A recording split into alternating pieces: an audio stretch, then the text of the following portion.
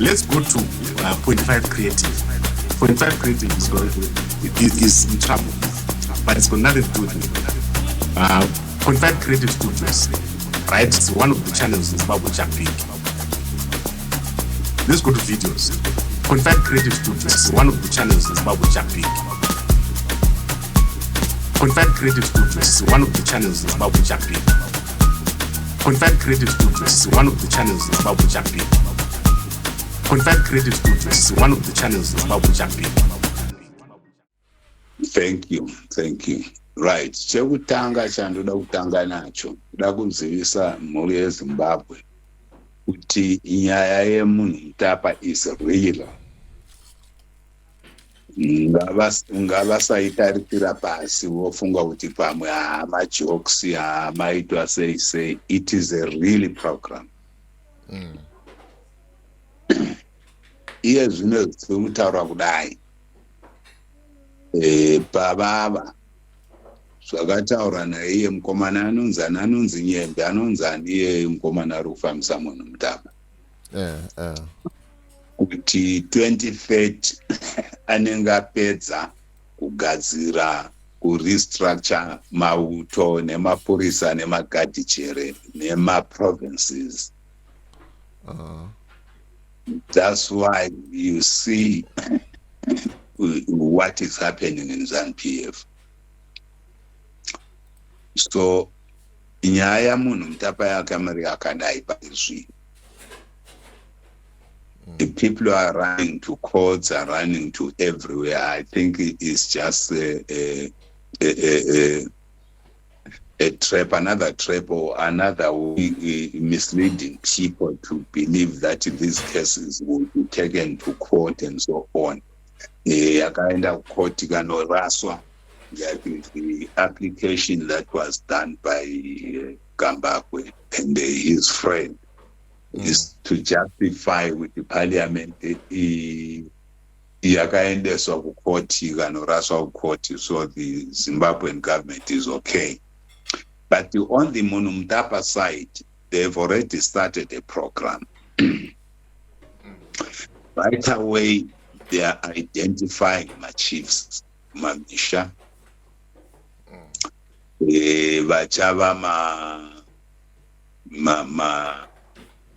vachatora nzvimbo dzemagovernors kana kuti ministers of state, provincial ministers of state. We understand Matabeleland ichaitawo futhi. Let's say, give an example of Matabeleland North. Inogona kuzoita provinces mana. Provinces iwawo anenge achitongwa nemadzishe. Vachatora certain names of madzishe. Govati iwewe you are Munhu Mutapa South kana kuti Munhu Mutapa North. Zimbabwe will cease to be Mashonaland and Matabeleland. It will be the Munhu Mutapa Kingdom. Then you go provinces, Munhu Mutapa South, Munhu Mutapa North. Then mazishayo ndiye anenge akuzoripota metropolitan yeMatabeleland iBulawayo inokava provinces esari matatu. So one of the princes ari mwana waMnangagwa will be deployed. I'm just giving an example. Will be deployed in Bulawayo. Then mazishe ese ekubulawayo bama provinces, let's say Mati North yaita provinces mana 4 provinces iri Matabeleland North yakadaro. Those chiefs ndiwo vanenge vakunoripota kuna Prince of, let's say, Bulawayo, Matabeleland has been named Munhu Mutapa West. So Prince weku Muno Mutapa West Royal oita provincial army yake ikoko, oita provincial police, provincial prisons ikoko. So mazichaya anenge achinoripota kuna Prince of Muno Mutapa West. The same thing will happen to Matabeleland South, and that is going to happen the entire country. Vana vamnanga kana let's say my provinces aita 15.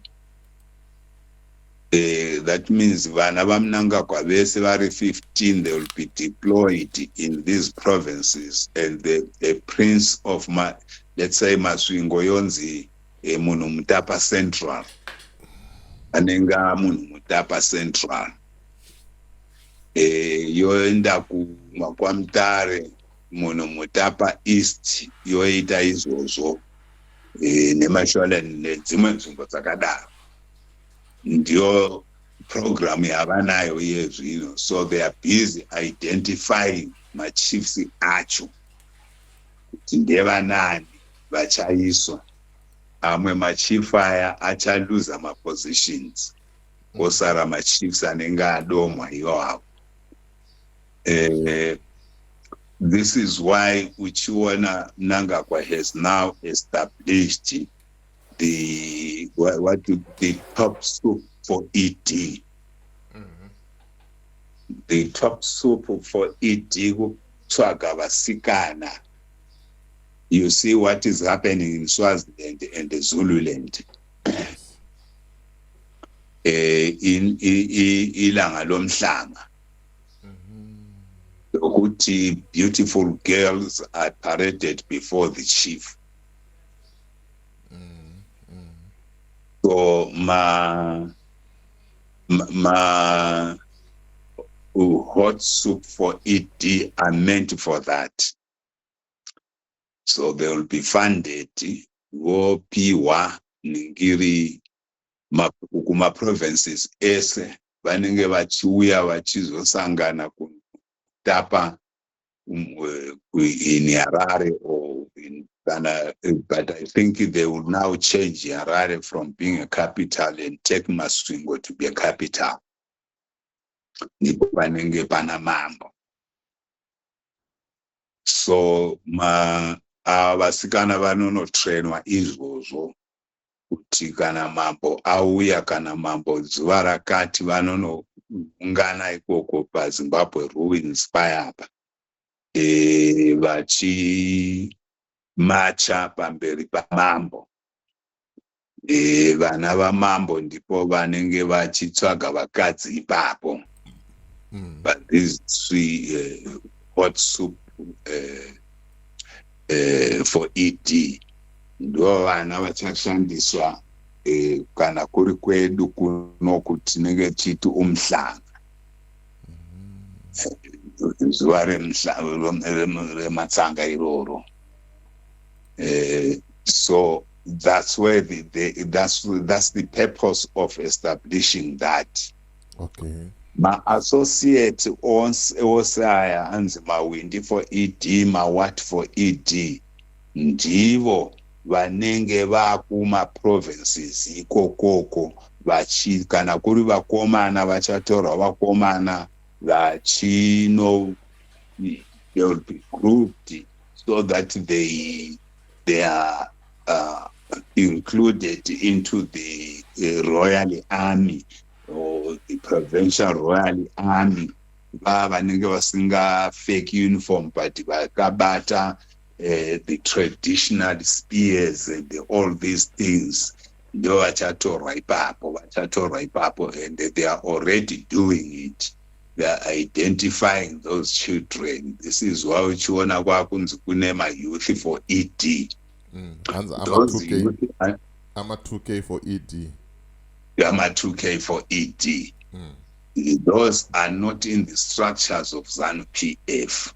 They are preparing for that those ceremonies, and these will be in every Munumutapa Kingdom province. All of them will be there. Those they are now going to establish a Misha Maziche, where traditional dances will be introduced, cultural ceremonies will be introduced, binga yogadzirwa yayo, dare yogadzirwa yayo. They will now be dancing for the king. Everything is for the king. Munumutapa Wealth Fund ichapiwa kumatunhu ese emunumutapa. So that's the stage where they are. Like I said before, kuti ningiri zigi yakaiswa already. It's now become an official currency kodhiswa bond koshandiswa that zigi. Gorude rese rikuenda kuMunumutapa Wealth Fund rinenge rakubura riramambo. Zvese zvinenge zvamambo. In kumaruva ikokoko patsamutsiridzwa futi zunde ramambo kuti ichi chief ikoko anenge munhu wese anorima anenge achitarisirwa kuti onoisa a certain percentage kuna mambo ikoko izunde ramambo.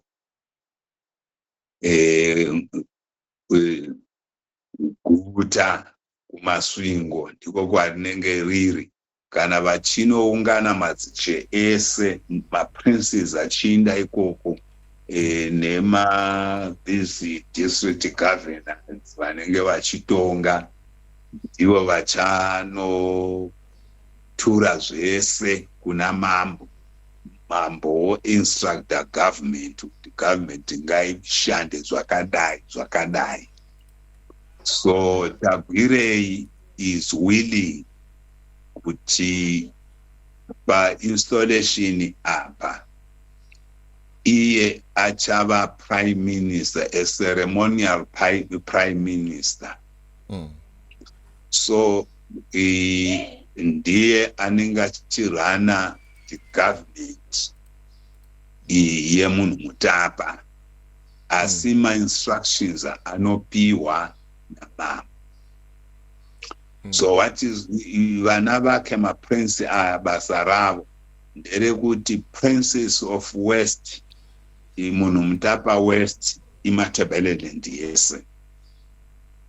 So ane army yake ikoko, ane police yake ikoko, ane majere ake ikoko, ane magistrate ikoko, nema courts ikoko. That is for the prince now. But avazoputsa Zimbabwe National Army zvachose inenge iriko ichitarisa, asi ichi province ine icha designate. Unoona zviya zvekuti kana president aenda kuBulawayo army no display iye kuBulawayo army yekuBulawayo zviya izvi.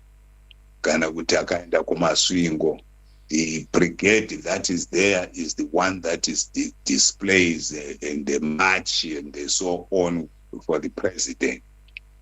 So that's what these brigades will be transformed into the prince's brigades, the royal brigade there. Inenge ichiita parade yaprince, ichiita zvakadai, ichigadzira prince zvese in all the provinces. According to what we are hearing, the provinces, I think there will be not less than 15 provinces now, because each province inenge ina prince or princess anenge aiswa ikoko. So my courts will have let's say munhu Mutapa West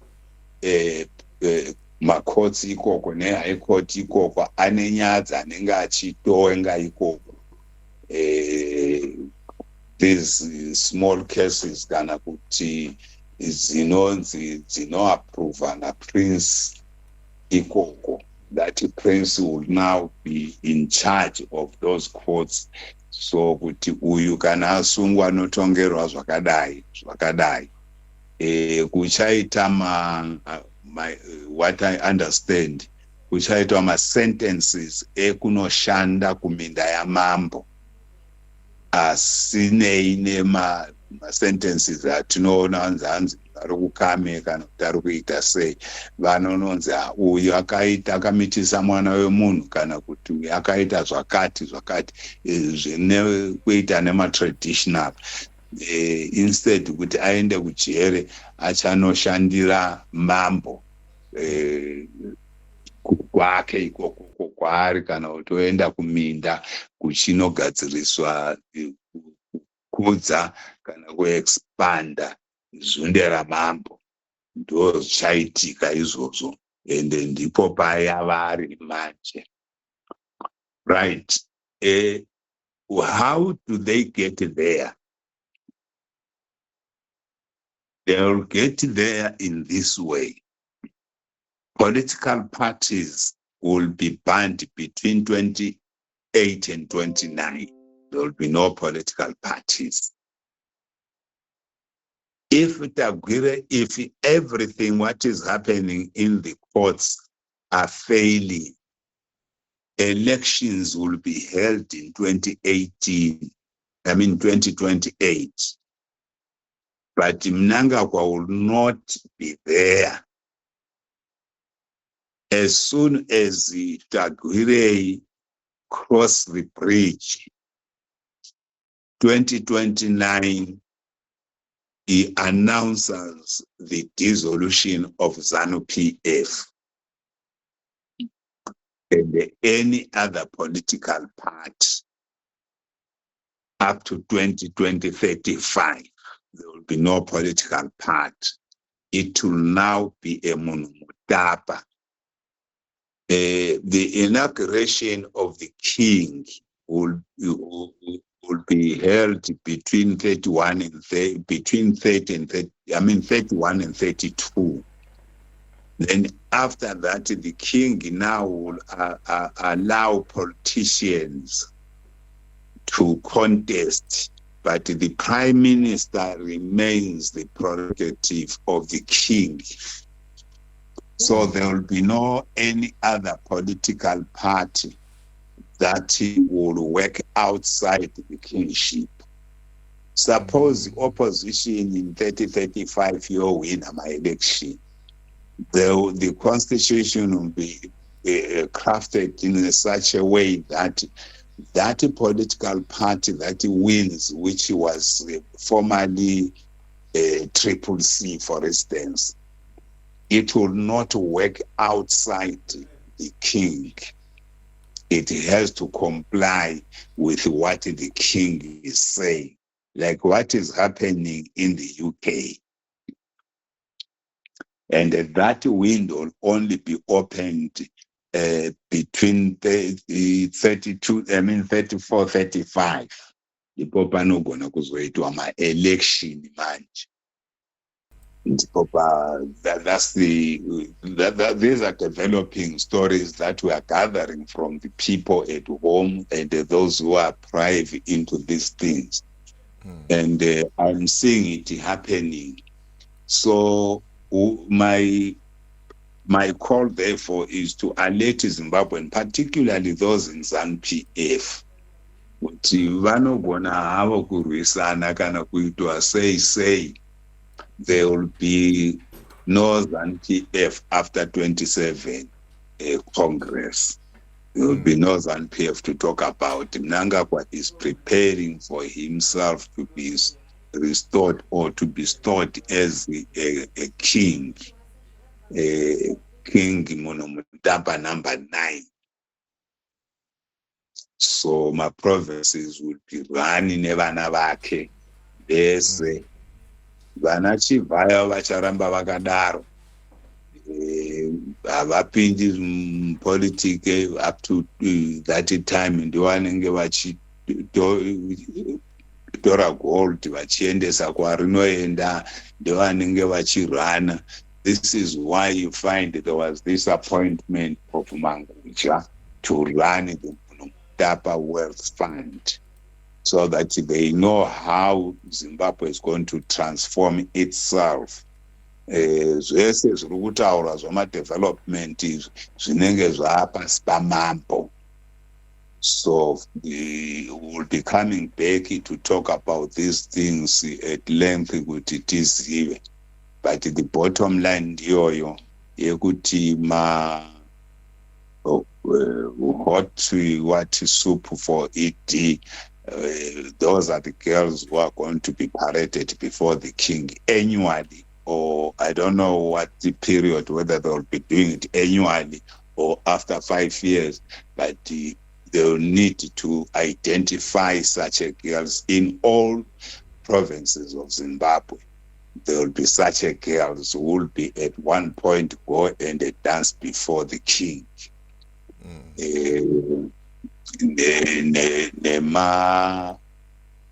Nemaswigiro, they will go and they present themselves before the king.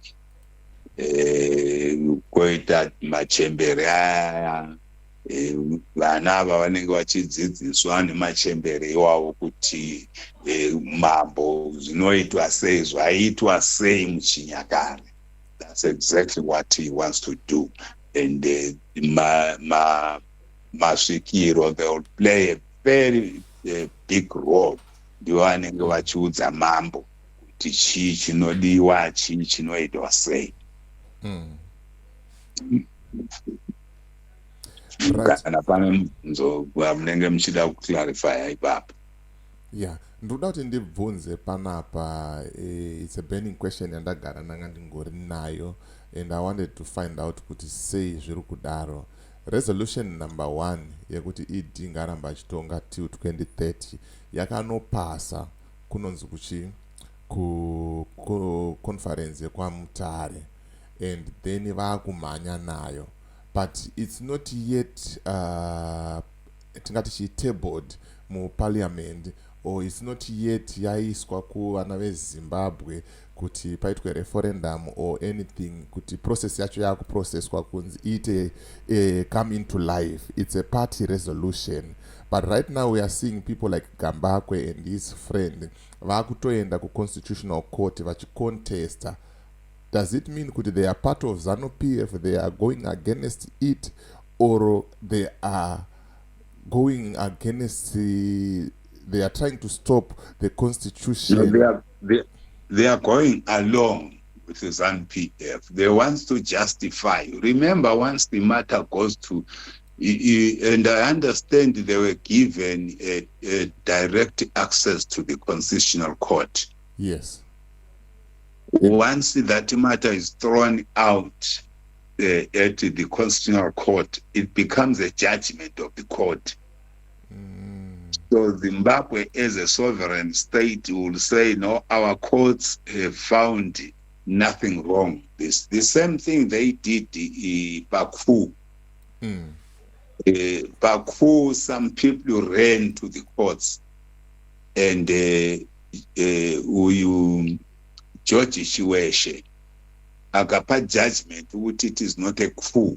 So it was sanitized by the courts of Zimbabwe. So similarly, this thing affects the constitution. So a high court cannot preside over a constitutional crisis. It has to go to the constitutional court. So ava vanoziva kuti nyaya yavo ichanoraswa. ZANU-PF yoti takaenda kumatare, nyaya ikanopasa ku constitutional court kuti hapana, there is no illegality, everything is done above the law or within the law. so hakuna zvinobetsera zvaanakamba kwedu yaizvi. Vanoda kujustify. Ndakataura paya pandakataguma kutaura neni kuti Mnangagwa ane 3 lives. He has 3 lives dzaanogona kusvika ku2030. Mabhokisi ake matatu akatakura upenyu hwake. Bhokisi rekutanga ndiro reparliament. Akaona kuti zvakunetsa kuparliament, anonozvigadzirisa 2027. What is likely to happen? Vanogona kuti next year 2026 conference yorega kuitwa conference, yoitwa congress, elective congress. Vobvisa Chiwenga, maprovinces vovhotera Tagwirei pacongress, so that Tagwirei chinosvika 2027 anenge akugadzirira heavily kuwina maelection a2028. So that's the second life yake. Odaidza Congress 2026. Tagwirei comes a winner. Oita president weZANU-PF. Mnangagwa term yake inopera 2028. Yokuti ave mutungamiriri wehurumende. Tagwirei becomes a caretaker weZANU-PF. Ari president weZANU-PF. Oregera Mnangagwa 27. Vakaona kuti no, Tagwirei atosimba from the wall of 27, ma-structures amugamuchira zvese, party yavo yawina inogona kuwina ma-election. Mnangagwa before September 2026 resigns. Right?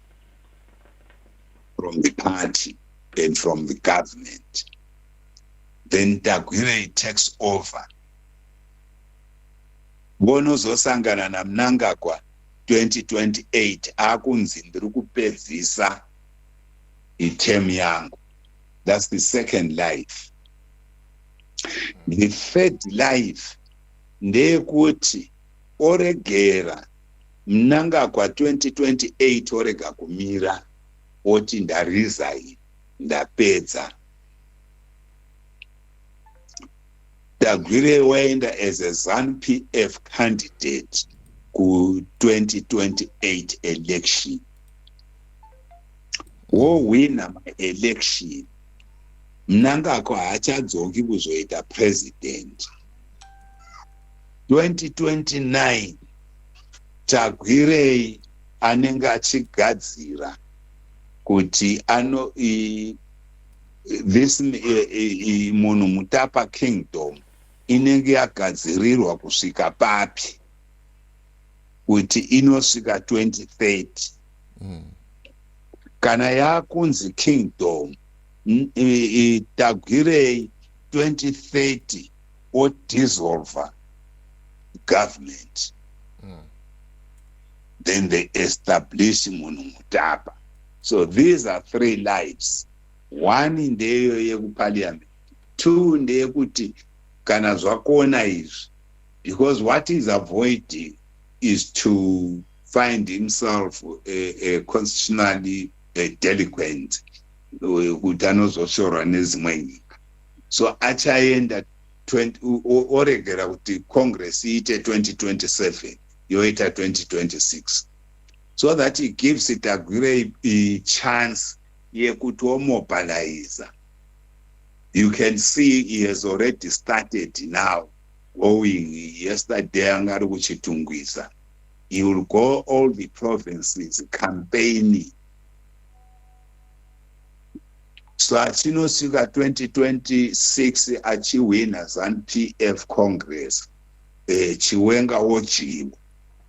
So iye oita mutungamiriri woseta yake Politburo, because ndipo pa Politburo inenge yadissolve ne-central committee zvese ma-provinces. So ma-provinces osarudza vanhu vari pro Tagirei pa 2026. 27 anenge akuprepare ma-election a2028. This time they know kuti hakuna opposition yakasimba, hakuna opposition zvachose.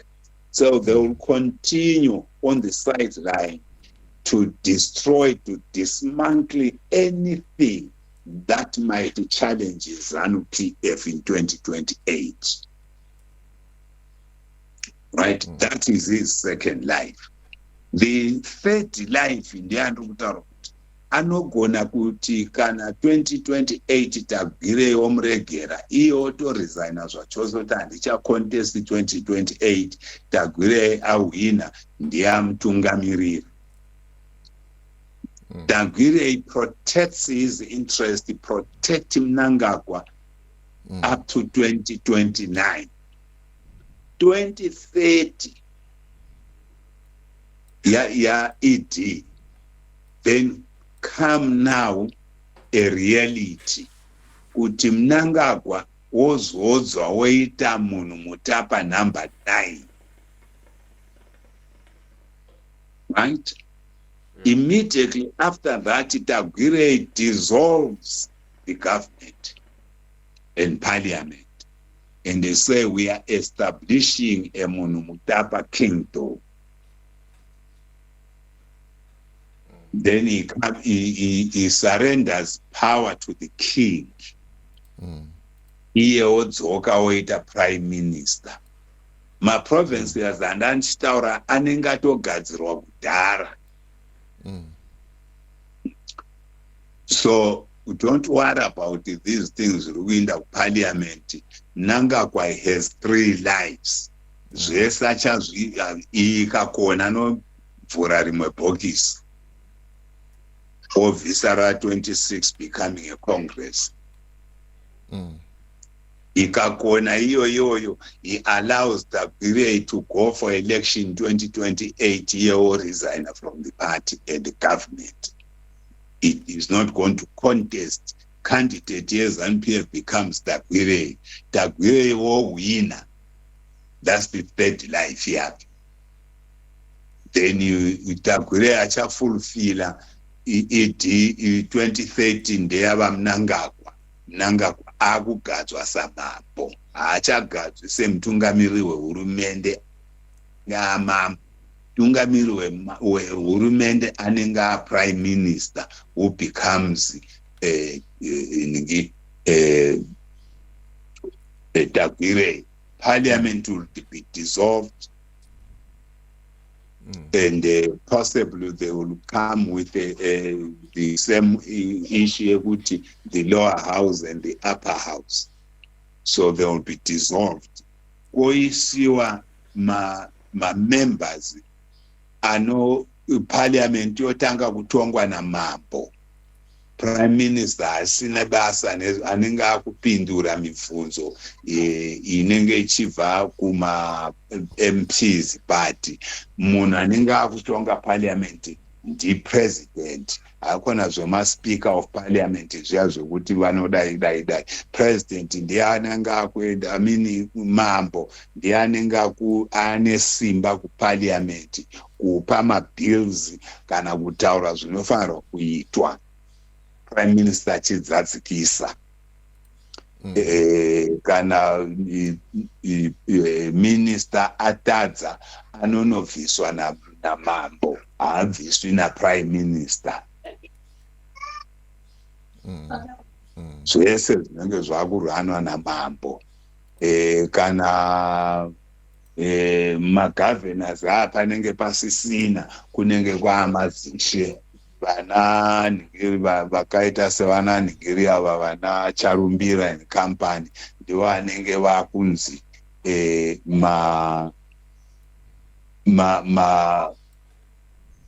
munhu Mutapa West, kana let's say Masvingo akadaro inonzi, kana ikanzi munhu Mutapa Central yakutorwa manje amaprovinces esa amwe mazishe wakunzi Mashonaland, munhu Mutapa Central North, munhu Mutapa Central West, munhu Mutapa Central South, zvakadaro anenge ari mazishe.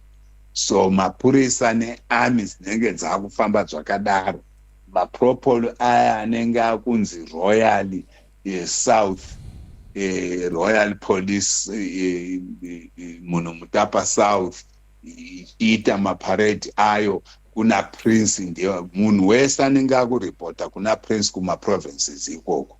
Maprince ndiwo anotora nyaya kuna mambo, but munhu mukuru ipapa anenge ari prime minister, but haakuriri maprince aya. Then it becomes a monarchy yekuti hakusina anobviswa pakati pavana vake naiye Mnangagwa, vanobviswa nerufu chete. Hapasina munhu anenge achivhoterwa ndiprime minister. So kuchamuka tumwe tumaboka apa tumapolitical parties tunenge uchingocontesta uchingodyiwa chete. Like what is happening in Swaziland. That's what exactly he wants to establish. Right. So I think in the next episode, Trofana could discuss like what must be done by ordinary Zimbabweans or by upcoming political parties to stop this. Yes. That's what I was going to propose to say now. In our next episode, we'll try and unpack how we can stop this, how people must react to this in order for it not to succeed. But meaning, in a nutshell, meaning the majority of Zimbabwe, vana vevu, vanogona kungorasiswa kana zvinogona kungodhakwa, and Mnangagwa can go ahead with the process. Pakasazoitwa mastage atichazodiscussa in the next episode. Yes. Because one of the people that we need to conscientize, Vanu Pasiapa. Yes. I don't think even when ZANU-PF they want to end up being under a kingdom. I don't think they want that. It's only that nobody speaks about this thing yemunhu Mutapa. It's downplayed. Zvekuti inofamba iri pasi pemvura yozoti painongobuda ndipo pavanozoona mhuka yacho yatobereka yatoita zvese, then people